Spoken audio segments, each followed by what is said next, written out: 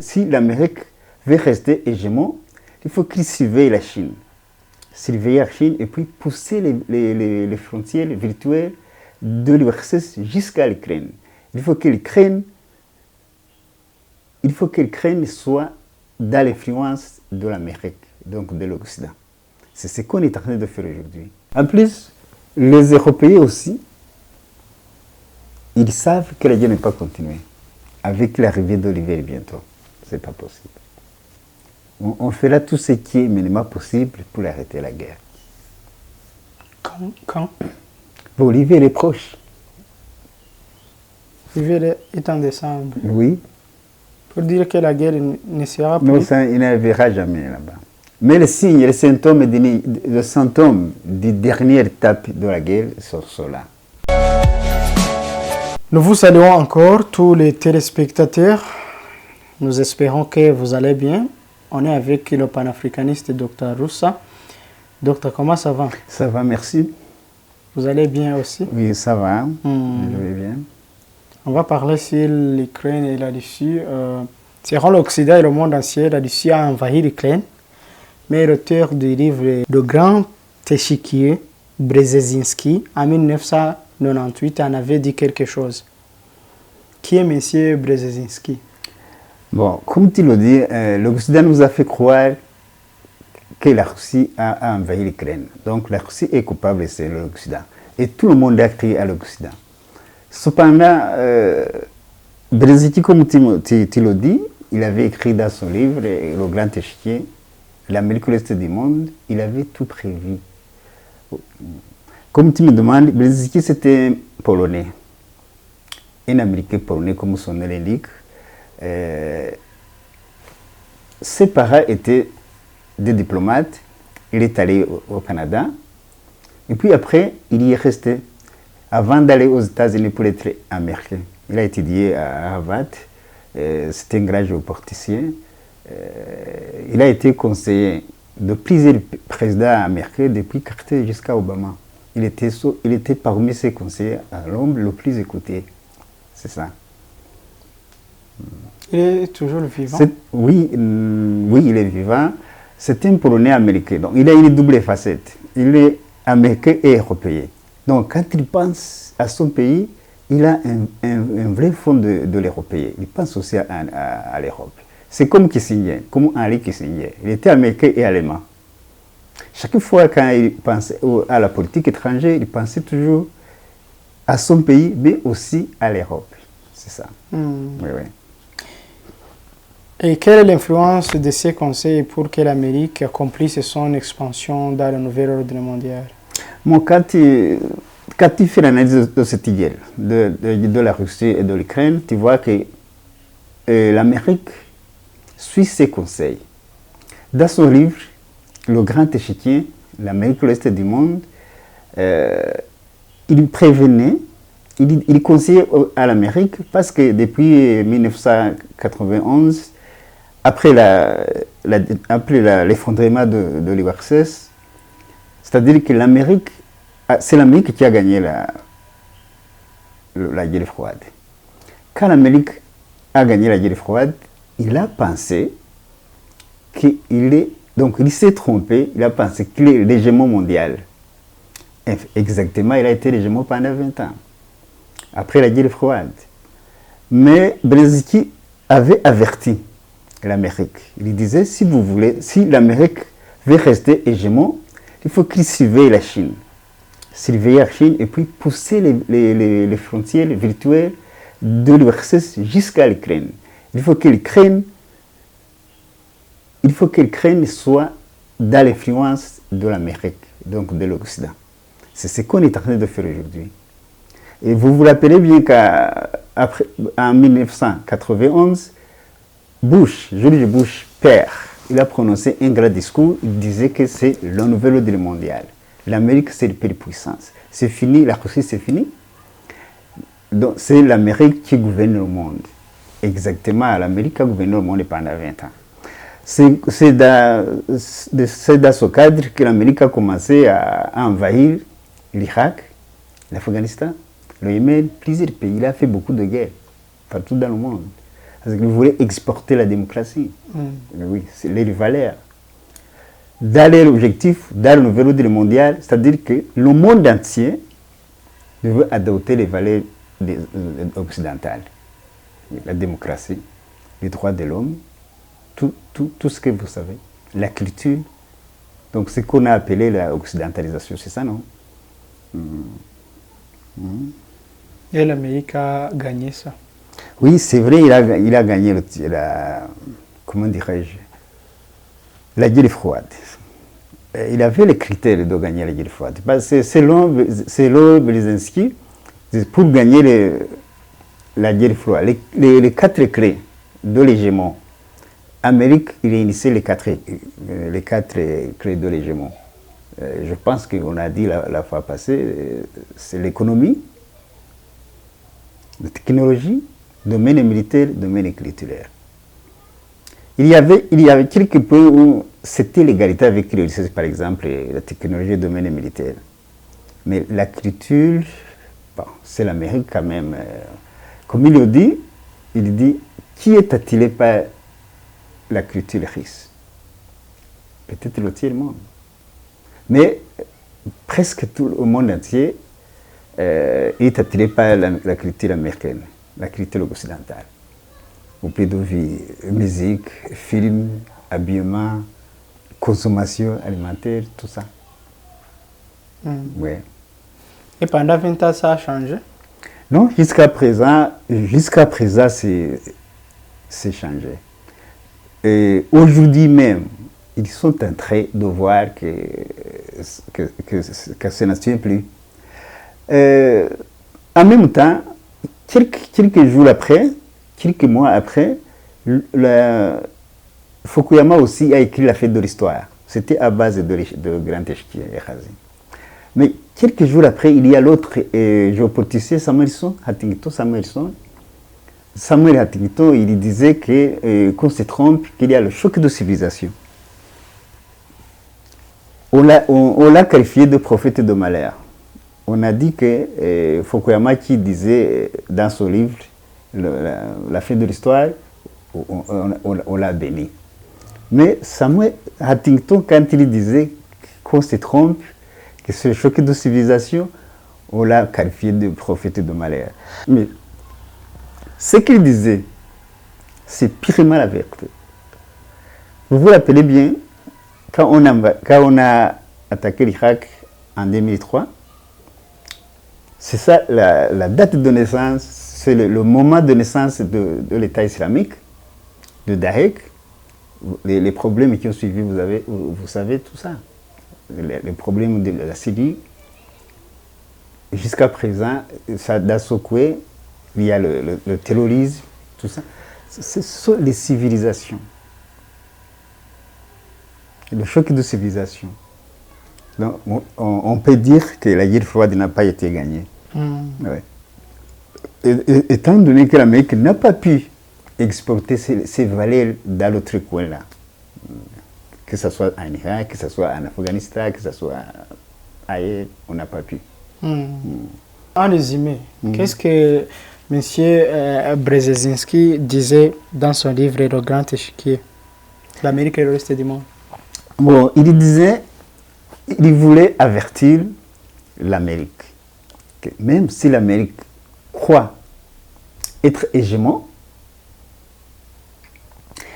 c'est dans ce livre qu'il dénotait que l'Amérique, être hégémon, c'est un scandale géopolitique. Parce que l'Amérique est périphérique. Son livre, comme il le dit, c'est une recette géographique de son pays. Je dis l'Amérique. C'est une recette géopolitique de son pays. L'Amérique devait avoir une politique. Quelle politique? Surveiller les 10 pays de l'Eurasie. Tout le monde n'est pas important en Eurasie. Tout n'est pas important. Mais on doit choisir quelques pays à surveiller, dont 10. 10 seulement. Les acteurs géostratégiques et les pivot géopolitiques. On devait surveiller ces pays pour empêcher qu'une puissance émerge. C'est ce qu'il conseille à l'Amérique. Et je pense que ces pays-là, on l'a cité la fois passée, les 5 acteurs géostratégiques, le premier, le numéro 1, c'est la Russie. Donc l'Amérique devait surveiller la Russie. L'autre, c'est la France, l'Allemagne, la Chine et l'Inde. On devait surveiller ces pays. Si je dis l'acteur géostratégique, c'est simple. Ce sont des pays qui ont des ambitions au-delà de leurs frontières. Donc, les pays qui tentent à avoir l'influence, tu ne peux pas être puissant sans influence. Ce qu'il disait, c'est vrai. Aujourd'hui, si on attaque la Russie, c'est parce que c'est un acteur géostratégique. L'Amérique doit surveiller ça. Et puis, les pivots géopolitiques, c'est 5 pays aussi. C'est l'Ukraine, numéro 1. C'est la Corée. Si je dis Corée, c'est Corée du Sud. Il y a Corée, il y a Azerbaïdjan, il y a Iran, il y a Turquie et Ukraine. Bon. Encore une fois, l'Ukraine a montré que c'est vrai, c'est un pivot géopolitique. Oh, le pivot géopolitique, c'est quoi? C'est-à-dire un pays vulnérable, lequel qui peut basculer d'un côté à l'autre. Mais parfois, ce pays doit être stratégique comme l'Ukraine. Cette guerre aujourd'hui, c'est que l'Ukraine, c'est basculer géopolitique et pivot géopolitique. Oui. Il disait ça, il donnait des conseils à son pays pour que l'Amérique reste hégémon mondial. Donc il voyait que c'est menaçant. Il faut que l'Amérique surveille ces pays, afin qu'ils restent. Mais il était optimiste. Il disait, après tout, dans l'Eurasie, il y a toujours des conflits. Donc c'est fatal. Il faut entretenir ces conflits. C'est ce qu'il dit. Exactement, il y a des conflits, c'est vrai. Plusieurs conflits sont dans l'Eurasie. L'Amérique avait le devoir d'entretenir ces conflits. Même là où il n'y en a pas, il faut les créer. C'est ça. Est-ce que l'Amérique a bien écouté Brzezinski? Oui, c'est ce qu'il a fait. Il a écouté, il suivait ses conseils. C'est pour dire qu'il a attaqué l'Ukraine. Mais si on empêche l'Ukraine d'avoir des bonnes relations avec la Russie, même s'il sera puissant, il sera une puissance régionale. On devait, dans l'Eurasie, c'est la Russie qui est au centre. Il faut surveiller les frontières de la Russie. Il faut surveiller les tendances de la Russie. Elle a empêché des relations. Comme on devait surveiller le Japon, que le Japon ne s'attendait pas avec la Chine. Que le Pakistan ne domine pas l'Inde. Parce que l'Inde avait le rôle de contrecarrer la Chine. C'est pour cette raison que l'Amérique a aidé l'Inde à avoir la bombe atomique, la Chine aussi a aidé le Pakistan à avoir la bombe atomique. Donc ce sont des rivalités qui sont là. On devait surveiller ce pays-là. Comme l'Iran ne devait pas dominer l'Arabie Saoudite. Vous vous rappelez bien, on a toujours brouillé les relations diplomatiques entre ces deux pays-là. À part de ça, il y a des autres points qui montrent que l'Amérique a suivi les conseils de M. Brzezinski. Oui, il a le fait qu'il a dit qu'il faut surveiller la Chine. L'Amérique surveille la Chine, c'est vrai. Et puis, il a demandé à l'Amérique de pousser les frontières virtuelles, les frontières jusqu'à la porte de l'URSS. Ils l'ont fait. Ils ont poussé l'OTAN jusqu'à l'Ukraine. C'est ce qu'ils ont fait. Aujourd'hui, cette guerre-là, c'est grâce au conseil de Brzezinski. C'est pour cette raison qu'au départ, on disait, nous rappelons que ce n'est pas la Russie qui a envahi l'Ukraine. La guerre est préparée depuis longtemps. On devait empêcher l'Ukraine d'avoir des relations avec la Russie. Même jusqu'à présent, si on donne l'Ukraine, on continue à donner des armes et des aides quelconques, même si l'Ukraine perde la guerre, qu'il ne soit pas l'ami de l'URSS, de la Russie, c'est ça. C'est ça. On évite qu'ils ont des bonnes relations. On pensait qu'ils ont eu ça depuis 2014, quand ils ont fait un coup d'État, ils ont installé le président actuel. Ils pensaient que ce président avait le devoir de ne jamais avoir de relations avec la Russie. C'est ça. Et ils vont étoffer la Russie comme ils voudraient? Non, ce n'est pas possible. Également, ils savent, donc ils se trompaient. Même eux, ils ont dit la fois passée, ils n'ont jamais prévu les conséquences des sanctions. De telle façon que les sanctions, on a déjà atténué, on n'en parle plus. Et vous allez voir. Qu'est-ce qui a aidé la Russie? Pardon? Qu'est-ce qui a aidé la Russie à ne pas être étouffée? Non, il s'était préparé. La Russie, c'était un pays qui se comporte bien d'une façon économique. Il s'était préparé. Il savait que l'Amérique ne veut jamais du bien pour la Russie. La Russie savait qu'il a un ennemi quelque part. Il devait se préparer. En plus, avec la Chine, avec l'Iran, la Russie a des amis. On a voulu isoler la Russie, mais on s'était trompé. Là, on peut dire qu'ils n'ont pas obéi Blezensky. Il montrait la force de l'Eurasie. Quand il disait que 75% de la population mondiale se trouvait en Eurasie. 75% de matières premières énergétiques à l'Eurasie. 60% du PIB mondial, c'est l'Eurasie. Les 6 rivaux militaires, économiques, ils sont dans l'Eurasie. Les 6 pays rivaux. Et puis, les armes nucléaires, ils sont dans l'Eurasie. Mais ils ont pris ça à la légère. L'Amérique a pris ça à la légère. Quand on a dit, moi, ça, les bras m'attendent, quand on dit qu'on a isolé Poutine, comment on peut isoler quelqu'un qui habite dans un endroit où 75% de la population mondiale est là? Donc, je pense qu'on s'est trompé. Est-ce que la guerre est terminée maintenant? Il va continuer comme les Américains continuent à fournir l'aide à l'Ukraine? La guerre, bon, tout le monde peut voir les symptômes de la phase finale de la guerre. Par exemple, dans les médias, on n'en parle plus. Vous avez remarqué ça? On n'en parle plus. En plus, si Poutine se permet de faire des voyages, c'est un signe que la guerre ne tient plus. Il ne tient plus son attention. Ce sont les symptômes de la fin de la guerre. En plus, les Européens aussi, ils savent que la guerre ne peut pas continuer. Avec l'arrivée d'Olivier bientôt, ce n'est pas possible. On fera tout ce qui est minimum possible pour arrêter la guerre. Quand Olivier est proche. Olivier est en décembre. Oui. Pour dire que la guerre ne sera plus. Non, ça, il ne verra jamais là-bas. Mais les signes, les symptômes du dernière étape de la guerre sont là.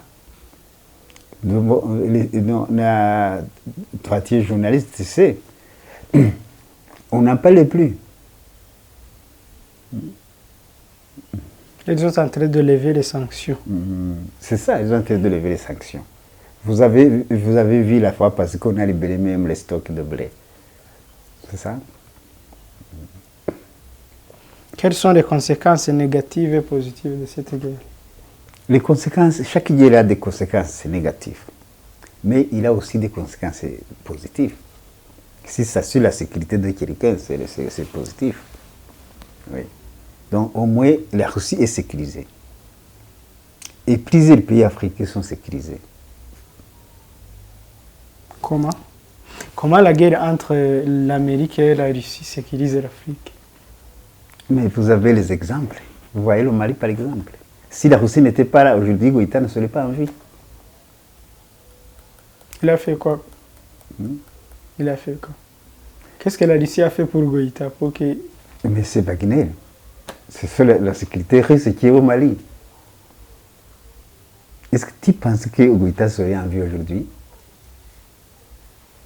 Avec les sanctions de CEDEAO, avec 6 tentatives de coup d'État.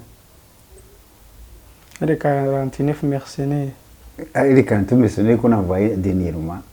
Est-ce que tu penses que ça aussi, Goïta était capable de saisir ces mercenaires? Ce n'était pas possible. Ces mercenaires venaient comme les agents de Nations Unies, comme les casques bleus. Or, c'était faux.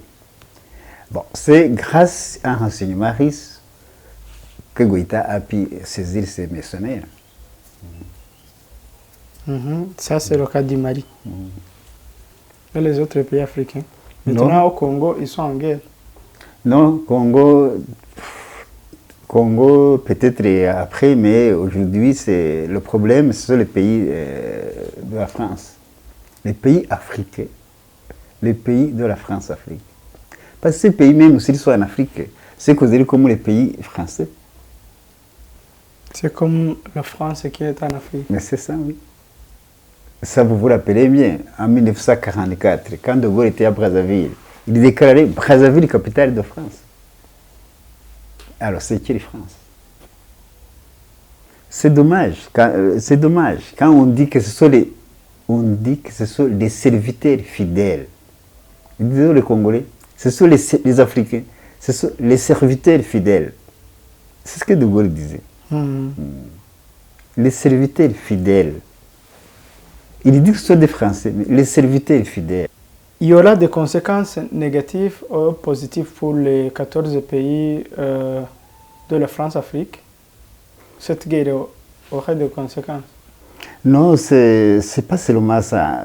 Cette guerre marque un tournant historique inoubliable. C'est un changement, ça sera un changement parce que ça arrête l'ambition de l'Occident, l'ambition de l'impérialisme, de gouverner le monde comme on veut, par l'ambition de nouvel ordre mondial. En fait, c'est l'échec de l'Occident. Dans ce cas, il y aura des conséquences positives. Ça, c'est tout le monde peut y penser. Si on a dit tout à l'heure le Mali ou l'Afrique, c'est que l'Afrique devait profiter pour avoir son autonomie, son indépendance. Si l'Afrique n'a pas son autonomie, ce n'est pas que l'Afrique a voulu être colonisée, être soumise sous quelqu'un d'autre. C'est parce qu'elle n'est pas capable. L'Afrique n'a pas de bombe atomique. L'Afrique n'a pas de bateau de guerre. Il y a besoin de quelqu'un qui peut l'aider à s'arracher sous les joues de l'Occident. Or, si l'Occident perd sa force, il y a une autre force à côté qui peut sauver l'Afrique. C'est ça. C'est l'espoir que le panafricanisme a de cette guerre. Et celui qui aidera l'Afrique aura quel intérêt? Non, c'est l'équilibre. Il peut équilibrer le monde. Imaginez si le monde entier est sous le joug de l'Amérique. Ça, c'est quel monde? C'est ça. C'est comme vous voulez. Imaginez si tu vis selon la volonté de quelqu'un d'autre. Si tu n'es pas autonome, si tu n'as pas la liberté, tu n'as pas une vie. Inutile de vivre. Imaginez si le monde entier vit sous la volonté d'un seul pays ou d'une seule nation. Non, ça c'est pas normal. Il faut que chaque peuple ait selon ses goûts, selon ses besoins, selon sa culture. Et vous pensez que ça sera possible? Pourquoi? Ça sera possible. Est-ce que l'Amérique, quand Bush père, disait que c'est fini, c'est nouvel ordre mondial, c'est fini? On n'a jamais prévu le 11 septembre. Ils ont été surpris le 11 septembre. 2001. Ça a donné la raison à Samuel Huntington qui disait que c'est le choc de civilisation. Il disait la guerre froide n'est pas terminée, vous vous trompez. Il y a un choc de civilisation. Le 11 septembre, sans montrer ce que Samuel Huntington disait. Hein? Pourtant, on ne l'a pas écouté, on l'a dit qu'il est prophète du malheur. Le 11 septembre a montré véritablement le post-guerre froide. Ça a montré qu'on n'a pas gagné la guerre froide, ce qu'on disait. Ça montre qu'on s'est trompé. Dans ce cas, ils ont déployé plusieurs forces. C'est comme ça qu'on a commencé les guerres, Irak, Afghanistan. Plusieurs guerres, on a déployé plusieurs guerres. L'Amérique s'est engagée dans plusieurs guerres. Entre autres, en commençant par le Balkan, Yougoslavie, Kosovo, avec des frappes aériennes, des bombardements à Kosovo, Boussini, c'est ça. On peut dire que cette guerre marque la fin de l'hégémon. Oui. Et le commencement de l'équilibre mondial. Oui, c'est comme une deuxième guerre froide. Or, ça c'est l'équilibre. Dans ce cas, il n'y a pas un pays qui donne l'ordre au monde entier. Ouais. Non, c'est une chance pour l'humanité. Si Brzezinski dit que ça serait déplorable si l'Amérique ne gouverne pas le monde, mais il conseille à l'Amérique de choisir entre le leadership ou nos dominations. Bon, c'est un Américain qui le dit. Bon, moi, je ne pense pas que c'est vrai. Mais un Américain peut dire n'importe quoi.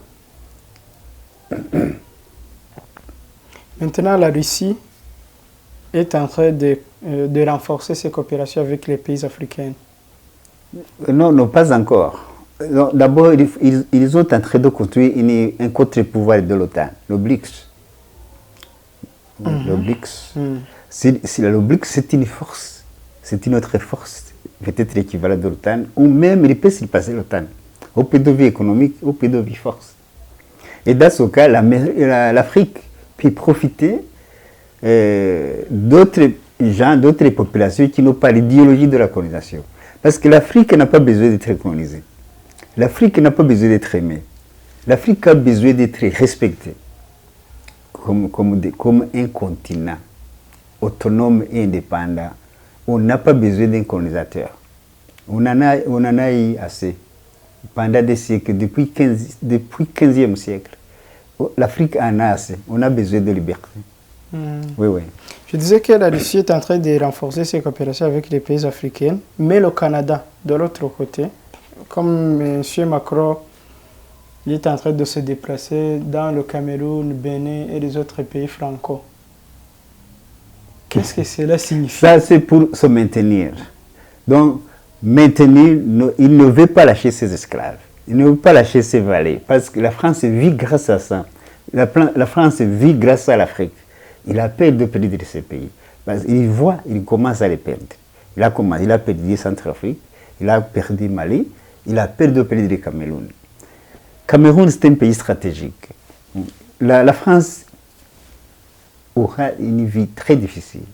Vous allez voir comment il va basculer, il va reculer, je ne sais pas à quelle ligne. Et le Canada et la Russie? Le Canada, premièrement. Le Canada qui est en train d'ouvrir les ambassades dans différents pays. Non, le Canada ne se parle pas le Canada avec l'Amérique. C'est seul l'Occident qui a toujours peur de la Russie.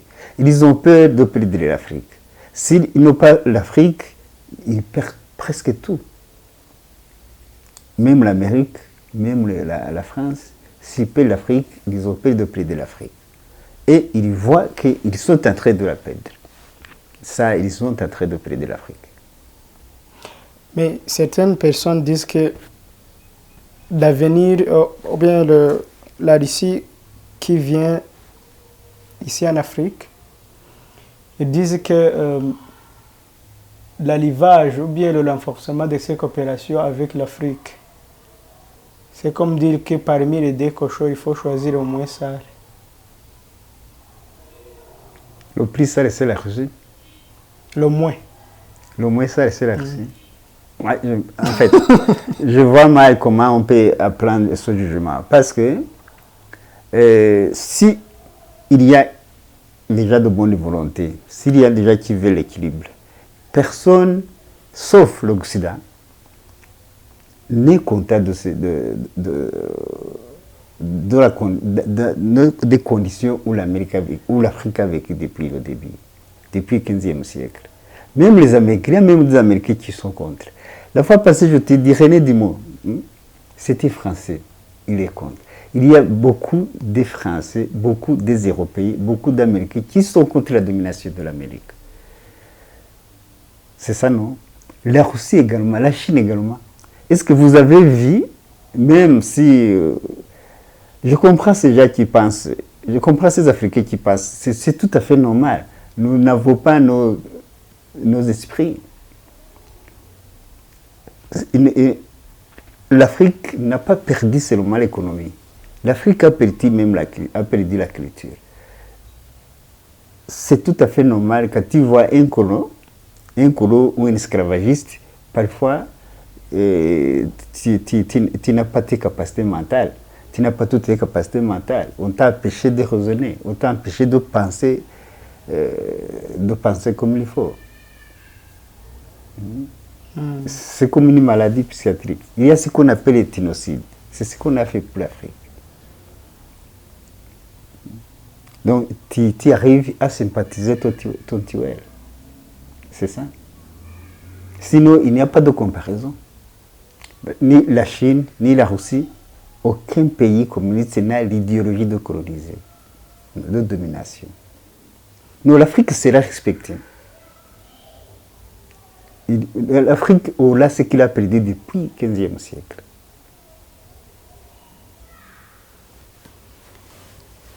Docteur, on termine par ici. Si vous n'avez rien à ajouter. Non, ce que je peux ajouter, c'est que je vais donner l'espoir à mes compatriotes africains. Avec la chute de l'Occident, l'Afrique peut trouver sa renaissance. Voilà, c'est l'espoir qu'on a. L'Afrique peut être de nouveau, trouver sa vie, sa renaissance. On aura une nouvelle Afrique. Merci et espérons que votre espérance ne va pas perdre. Non, j'espère bien. Merci aussi, Dr. Roussa. Merci à tous les téléspectateurs. Au revoir.